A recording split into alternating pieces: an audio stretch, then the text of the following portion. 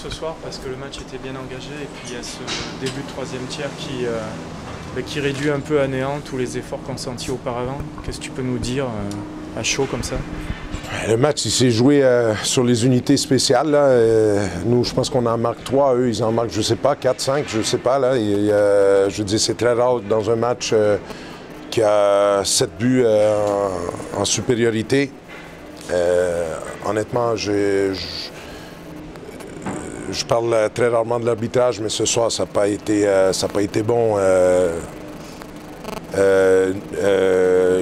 Entre autres, les 2 dernières fautes, là, on le surnombre à 1,25 de la fin. Oui, on était 6, mais les 2 gars, ils sont devant le banc là, à 1 minute 25. Il faut aller la chercher loin. Après, on appelle un temps mort. Je mets Toto en infériorité parce qu'on dessine un jeu où on l'envoie tout seul. Ça fonctionne. Il se fait gêner, il rentre dans le gardien, mais c'est parce qu'il se fait gêner. Les 2 minutes, il aurait dû être de l'autre côté. Mais on ne s'est pas aidé non plus. Il y a eu des fautes, qu'on a pris derrière le jeu. Voilà, l'arbitrage n'a pas été bon, mais nous, on ne s'est pas aidé non plus. Il faut être plus discipliné que ça. En début de troisième tiers, il aurait fallu jouer à 5 contre 5, quoi. Et je pense qu'il y avait de la place pour gagner le match si on ne prenait pas ces pénalités-là en début de troisième. Mais c'est une bonne bataille, une grosse bataille des 2 côtés, un bon match, 2 bonnes équipes. Il faudrait espérer que si on se rend compte qu'il y aura un arbitrage à la hauteur de ces 2 équipes-là. Sur ce début de troisième tiers, tu as senti un peu de fébrilité des joueurs ou c'est aussi, comme on appelle, la glorieuse incertitude du sport? Non. Sur des buts un petit peu mais ils ont bien joué le power play. Ils ont trouvé des joueurs dans l'axe, les lignes de passe. Je veux dire, moi, j'ai trouvé, entre autres, Rodman excellent ce soir. Pour moi, c'était le joueur le plus dangereux du côté de Grenoble, mais le power play a été très bon. La passe à Boss dans l'axe aussi sur le power play, c'est une passe parfaite. Non, eux, ils ont exécuté, quoi. Mais nous, voilà, tu joues à 4 contre 5. Le problème, il est pas, c'est pas la fébrilité. Le problème, c'est d'avoir pris ces pénalités-là et d'être obligé à jouer à 4 contre 5 et à 3. Pendant un petit bout, c'était pas nécessaire. Avec une avance de 2 buts, il fallait avoir un peu plus la tête froide. Il faut espérer qu'on apprendra de ça et que la prochaine fois qu'on sera dans cette situation-là, on va la gérer un peu mieux, quoi. Il y a un peu des regrets sur le geste de Raphaël. Il y a une pénalité appelée contre Grenoble. Il a une réaction qui peut-être ne s'imposait pas et à la sortie, les 2 joueurs, c'est ces petits détails-là qui peuvent faire la différence. Oui, sûrement. Mais je sais pas, honnêtement, sérieux, ce soir, là, il y a eu... je veux dire, ça râlait.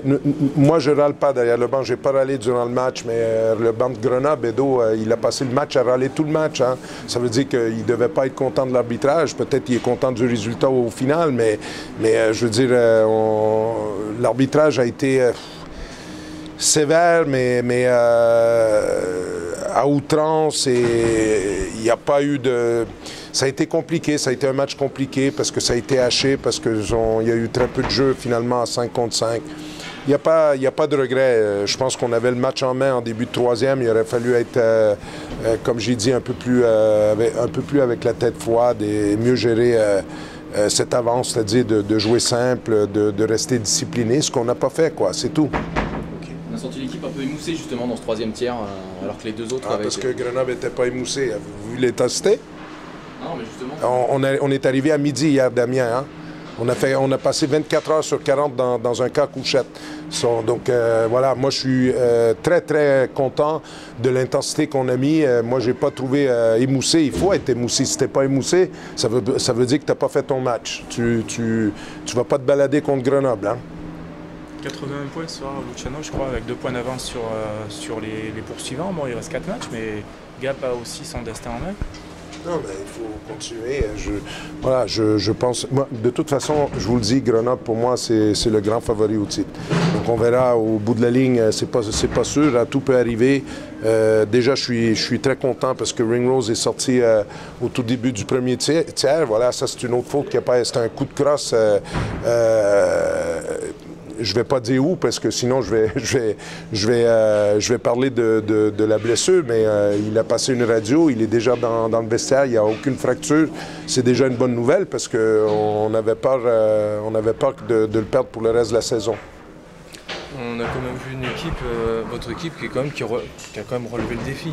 J'allais dire, est-ce que dans la tête des joueurs, du groupe, on n'est pas déjà dans un mode de play-off? Pour nous, pour moi, je pensais que c'était quand même un vrai match de play-off aujourd'hui. Il y avait un défi physique, il y avait une bagarre, quoi. Non, mais moi, je pense qu'on a fait notre match. Faut pas oublier. Je veux pas ramener ça sur le moyen des deux clubs, là, hein? Je veux pas ramener ça. Mais nous, on vient de très très loin là, à l'intersaison. On est dans une bataille. La grosse erreur là, c'est d'être là, première place, comme il faut. Ça, c'est une grosse erreur. Puis ça peut nous amener vraiment sur le mauvais chemin.